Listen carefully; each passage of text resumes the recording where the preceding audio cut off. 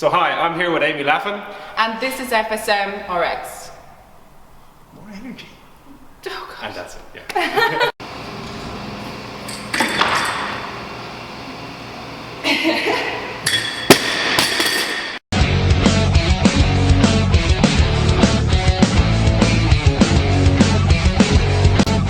Welcome to FSM RX. Hey guys, so welcome to FSM RX, and today I have the pleasure of having Amy Laffan with us, and we're going to discuss CrossFit, weightlifting and pole fitness. For any of you that don't know, Amy used to do a bit of pole fitness, and we want to know a little bit more about it. So Amy, welcome to the show. Hi, how are you? Good. Happy birthday. Thank you, it's my birthday. Happy By the birthday. way, presents appreciated. So let's start off. You originally, before CrossFit, you went to regionals and all, we'll get into that. Before CrossFit, what were you kind of getting into? So I grew up as a competitive swimmer. I started swimming when I was about 8 and ran competitively all the way through that till the age of about 17. Yeah. And coupled with that then I'd done some cross-country running just in schools and stuff, competed a little bit, and took a break for a couple of years from all sports, and then, as you said there a second ago, you're looking at me. Pole fitness. You were. Pole fitness. I joined in a place in Wexford called Pole Image. Lovely girls down there. Kind of already had a baseline strength, was very, very tiny. I think I was 49 kilos at the time or something like that.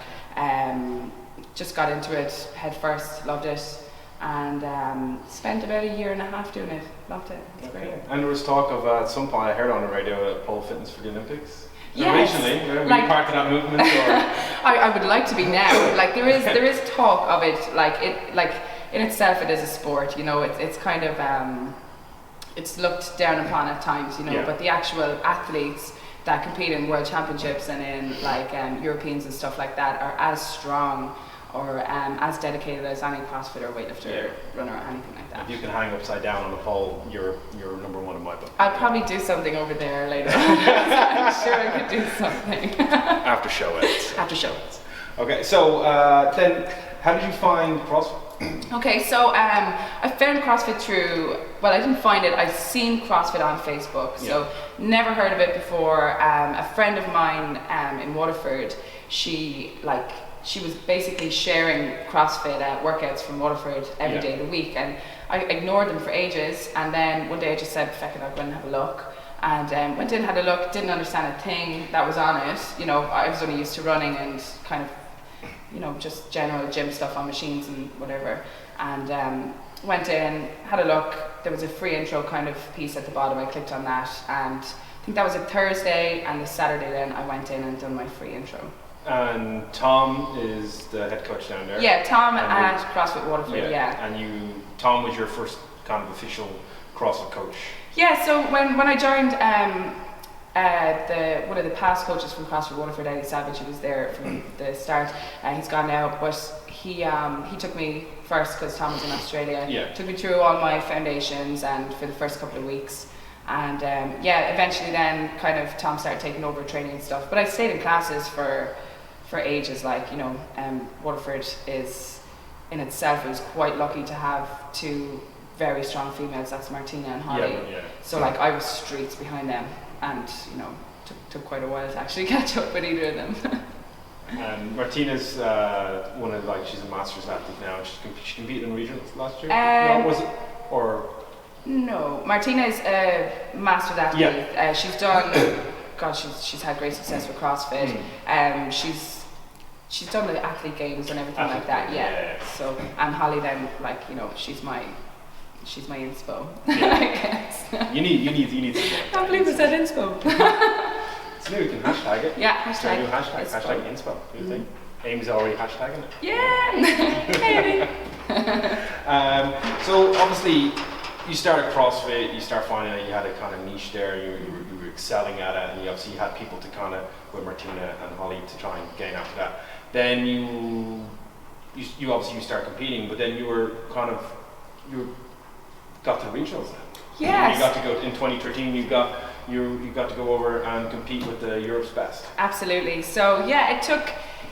I kind of had an advantage at the start with the pole fitness. Yeah. I was quite used to lifting my own body weight and stuff like that, so it was no issue there. Needed to get stronger with barbells, obviously. That took a little while, but done Malomania. Yeah. God, like ages ago, and did okay in that, came second. And I guess it started to become apparent that I needed a little bit of extra help or programming, you know. So myself, Martina, I think Holly at the time were all on the same program. And from there, I done my first open, and I ended up in tears because I couldn't do 7 minutes of burpees. So kind of said to myself, I'll come back, hit it again the next year. And to be honest, I still think back on it, and I still kind of wonder how it all happened, you know. Yeah. But yeah, ended up over in Europe, only person in Ireland for that particular year. Yeah. It was amazing, And stressful but amazing. With CrossFit, and we have some new girls coming through, and they're doing really well. And but back then it was you were the only girl, and then for years there's been no guys. We just haven't been able to. I think the last guy was Dominic. Dominic was the last guy to go to regionals. Yeah.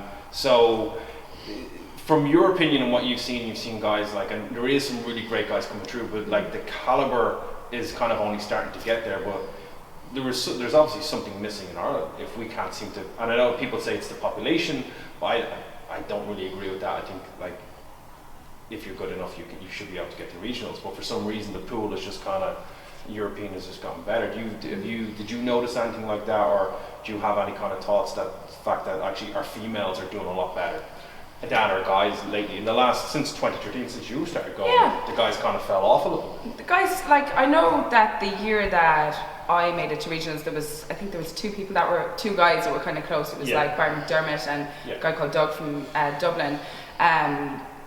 In my opinion, it's harder, and this is not taking anything from the girls or anything like that, but it's harder to be an elite male than it is to be an elite lady. Now, I think tables have turned in the last year, and especially in this open, I think you've got to be best of the best, you know, in an all-rounder. But with the guys, you've got to be incredibly strong, incredibly fit, incredibly gymnastic able. Whereas in terms of my year, I found that even looking back on the scores and everything, if you were anyway handy with gymnastics, you know, if you could hit, you know, more than 10 muscle ups in that workout, you were really at the top of the board in terms of, you know, scoring and stuff like that. I think, I'm not going to say that guys have been unlucky or they're not training hard enough, or we don't have a group of guys like that aren't good enough. Yeah. But I think that maybe it's going to take another couple of years for someone, there could be a new person who comes through. I know there's a guy, Jamie, he's pretty at the top, he was in Athlete Games. I've never met him or anything, but it might take that extra year to just kind of dial in weaknesses or build the engine or do whatever it is. But I had the pleasure of meeting and touring with Progenics with Steve Fawcett, who's at the top of the European leaderboard right now. He's an English guy. And when I met him a couple of years ago, he was really good, but I mean, you know, he wasn't any different to any guy that's now competing in Ireland, you know. But over the last 2 years, he's literally sourced gymnastic coaches, weightlifting coaches, and now put it all together, and he's standing at the top. He's incredibly talented as well, but that doesn't count for everything. Fourth thing, CrossFit commits down to the workouts. Yes. I think there's going to be a lot to get, but obviously you kind of reached a height as kind of the number one in the country in 2013, 2014. But then, as you were mentioning earlier, you kind of got a little bit inflamed, your body started breaking down, just the pressure of doing everything. But then you transitioned over to just weightlifting. And found that lovely sport, Olympic lifting, where you need to fail more than you can succeed and have that mental toughness to get there. And I know a little bit myself from failing more times than I've succeeded, but I think that's a good quality to live with. So what kind of inspired you or kind of brought you to weightlifting more? Was it just the kind of love for it, or the competitive edge that, geez, I can do well in this? What took me to weightlifting, again, it's #Fitspo. Holly Deegan, she kind of she never really moved away from CrossFit at the time, but she sort of fell into weightlifting a little bit. And like I remember looking at her in the gym and just seeing how strong she was getting, how easy she was handling a barbell now and workouts and stuff. So that kind of intrigued me a little bit. But generally I moved to weightlifting just to get out of the stress that I created with CrossFit. Yeah. I had like an injury, and with all the kind of exposure I got from regionals and stuff, I kind of I just wanted to kind of retire a little bit and get into myself and just find a new way to compete. So weightlifting was a little bit of therapy, a little bit of rehab, and a little bit of, okay, how far can I take this, you know. And now, obviously, you're going to Georgia. Yes. So you're representing the country. Yeah. You're going up there as a rising weightlifting star. Again, one of the best in the country for your weightlifting category, and you seem to excel at everything you want to do.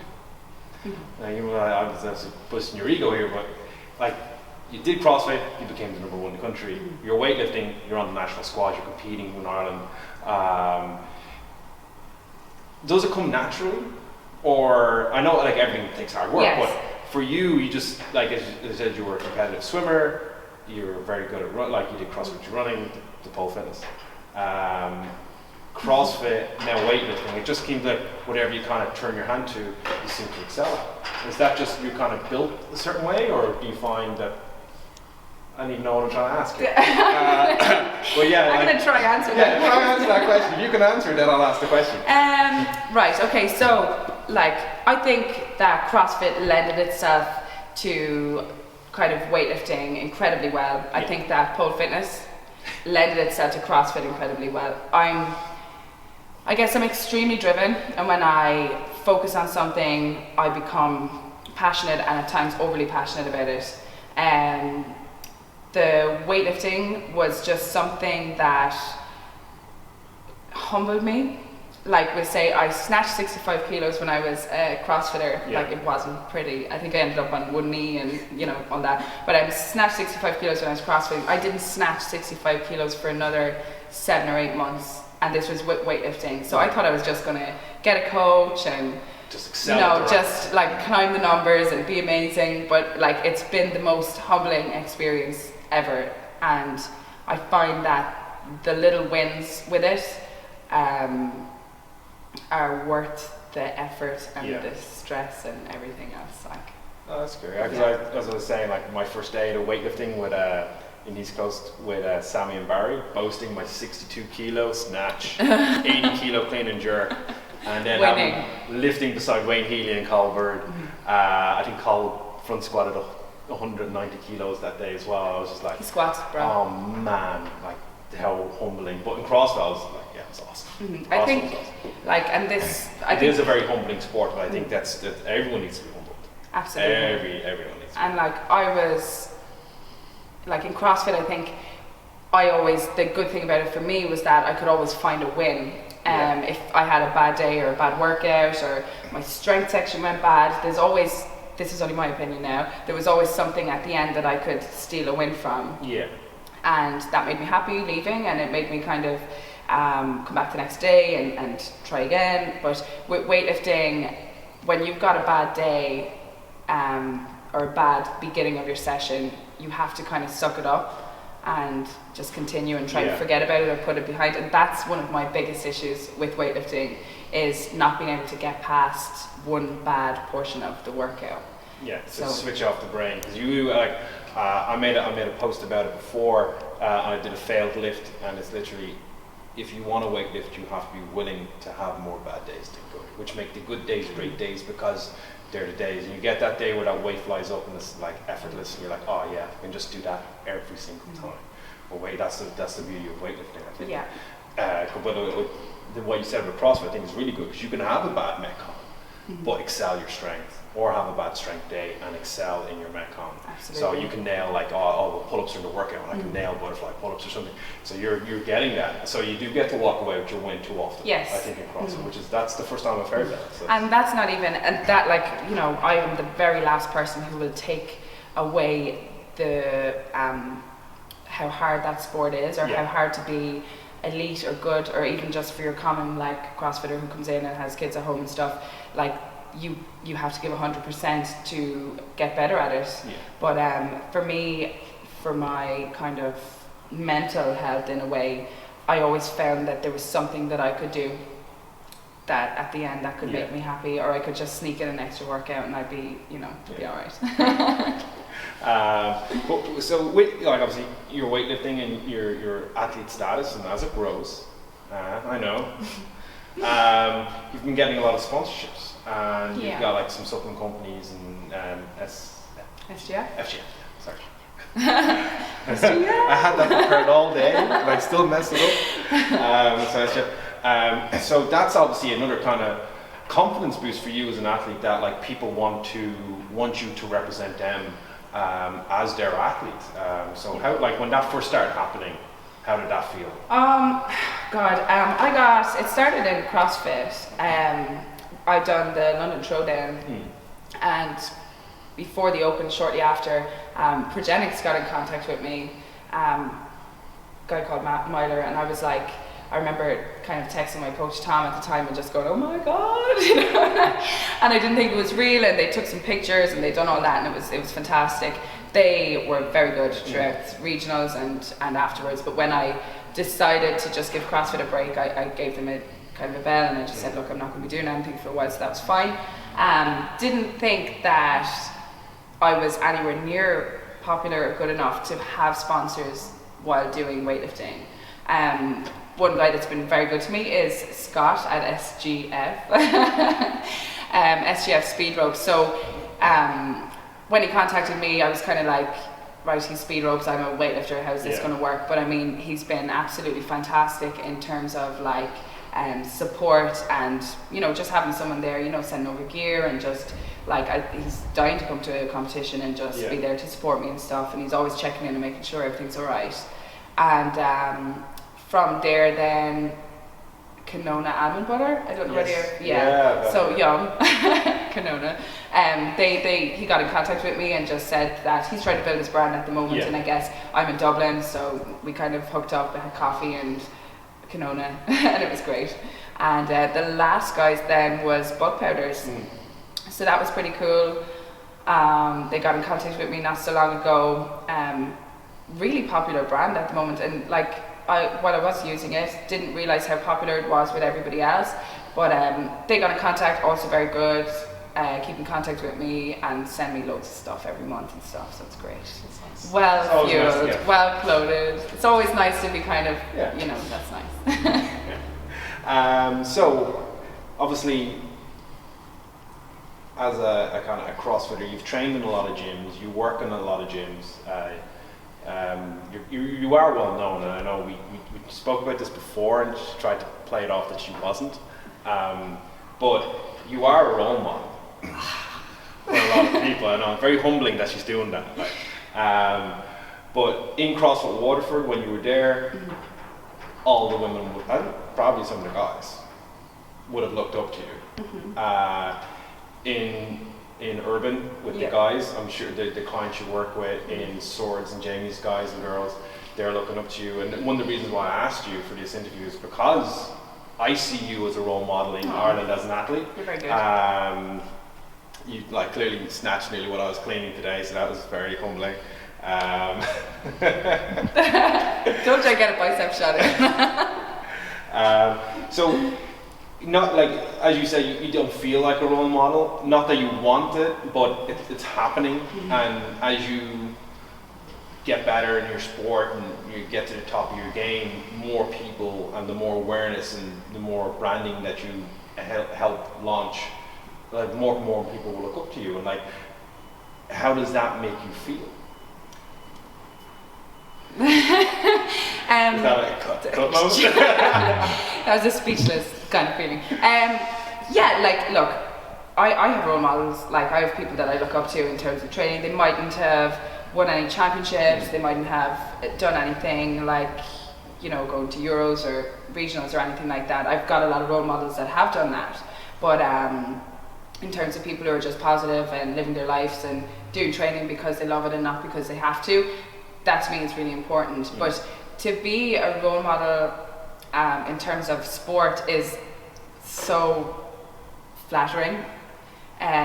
Like, I mean, I would sit down with anybody, any day, boy or girl, and give them as much information as possible, or as much experience. Like, I'd lend my experience to them if they needed it. Yeah.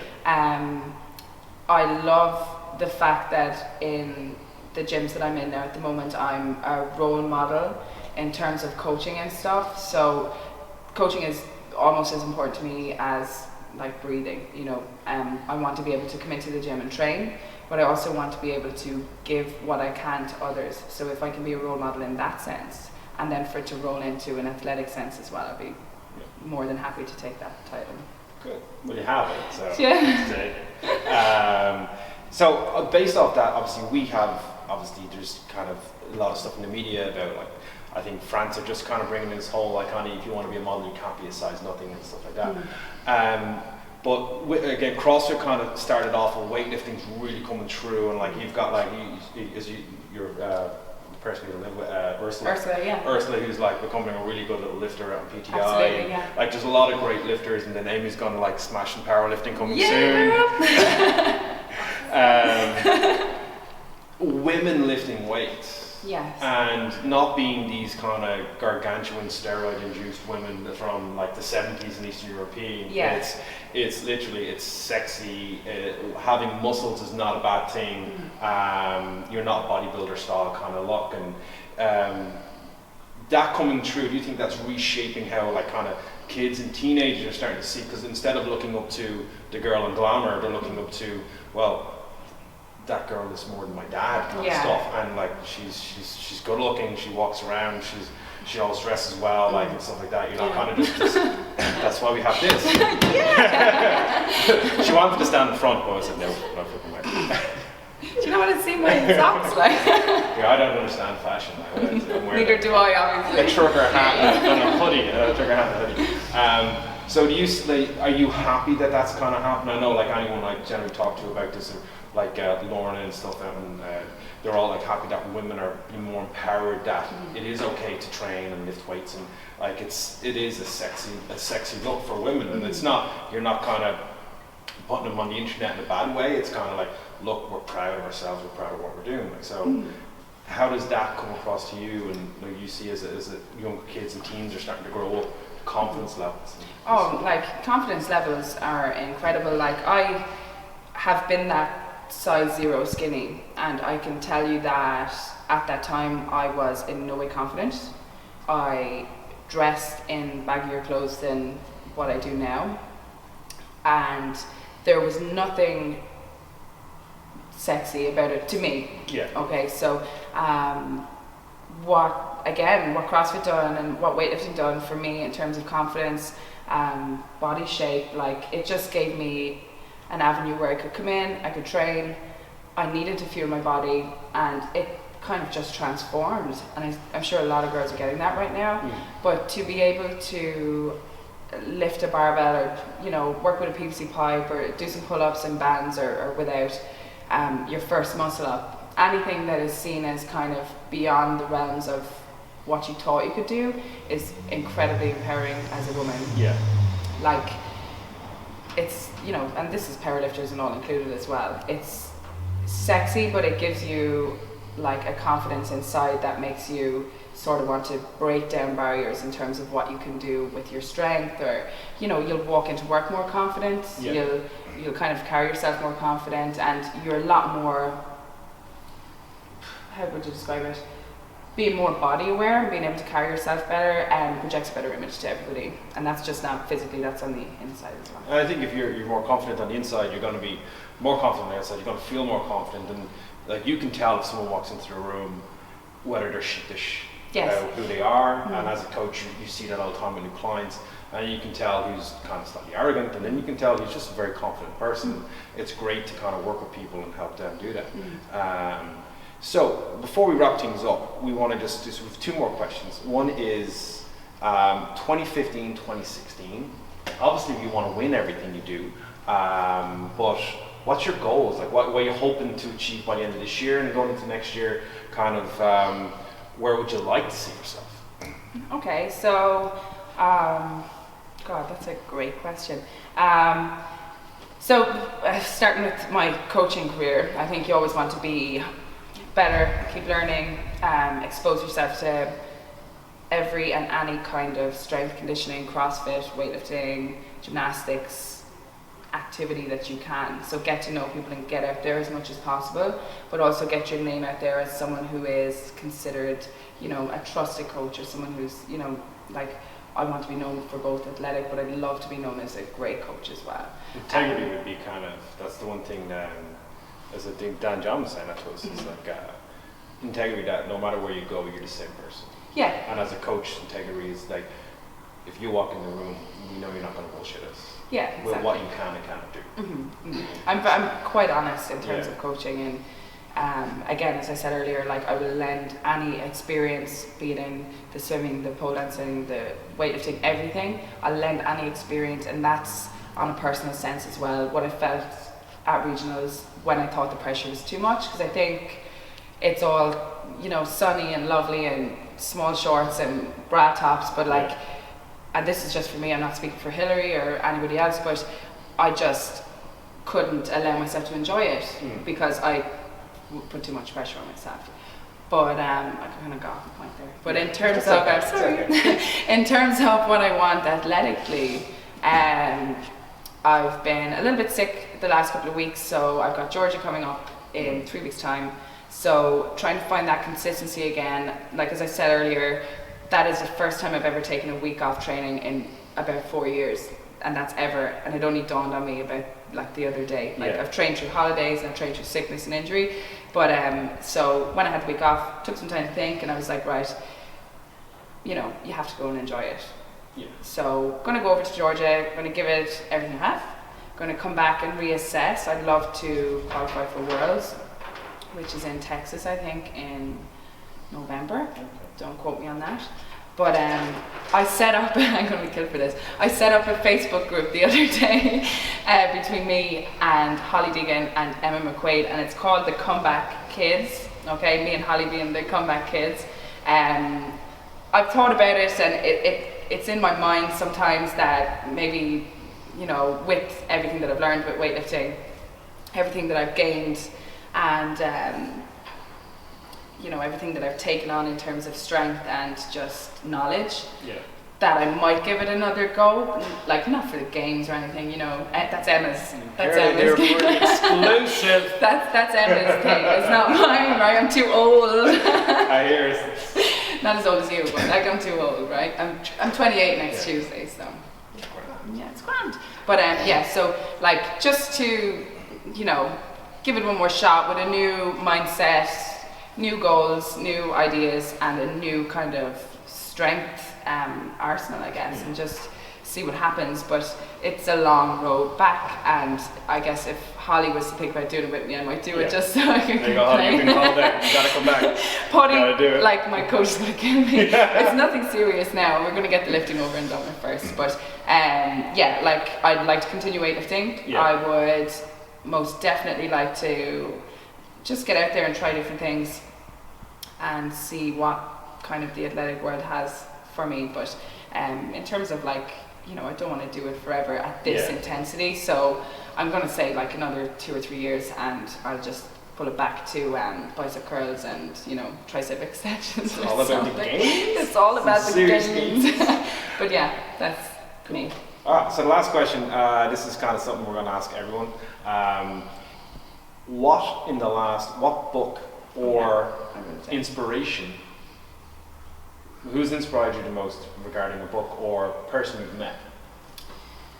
That's a really hard question. Not, it doesn't mean to be training, it could be lifestyle, just being more positive, just anything that you've kind of come across that's just kind of really, like, you've read it, and you once you read it, all you want to do is kind of share it with everyone you know. Yeah, so like I'm kind of sifting through my phone here because I've been told by Darina and Jamie, who's like husband and wife in CrossFit stores, to read a book. So I'm going to say it and tell other people to read it, and then I'm going to read it and tell you next time, right? So it's the Mindset of Psychology. Have you ever heard of it? Yes. Yeah, so I'm going to read that. But in terms of inspiration,